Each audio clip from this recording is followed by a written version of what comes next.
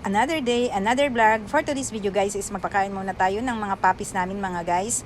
Dahil 7 sila kabuok mga guys. Gipalitan ko sila og 3 kahita og kuan gulay na kalabasa og sayote. So tara, himay-himayin na natin to mga guys. Dahil nag-aantay na sila. Yung isang papis ko mga guys, si Arlo ang pangalan, is wala siyang ganang kumain guys. Nung nakaraang araw is nagsusuka siya mga guys. Kaya kahapon ay hindi siya kumain mga guys.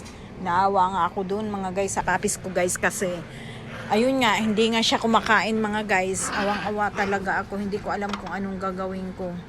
Kaya ayun guys, susubukan ko naman ngayon na hindi lagyan ng kanin, gulay lang at saka chicken ang ilagay ko mga guys. Titignan ko kung kakain siya.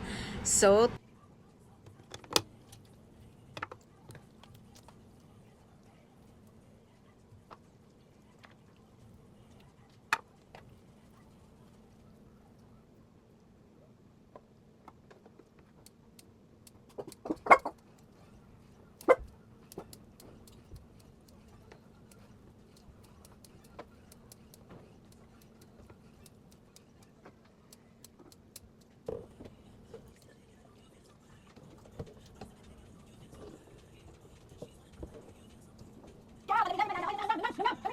come here.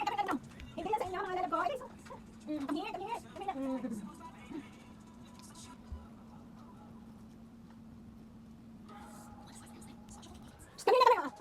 Hini!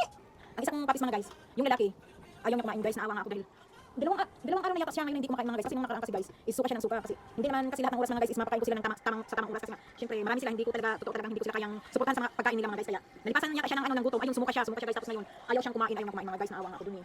Tingnan niyo mga guys, ganyan sila ka-arte pagka mga guys nagpapasubo. Nag-i-inarte, tingnan niyo. Ayan na sa harapan nila guys, gusto pa silang subuan. So, alagad pa naman guys, mga umino. Anong kasabukan man lang nila kayo mga guys. O sige na.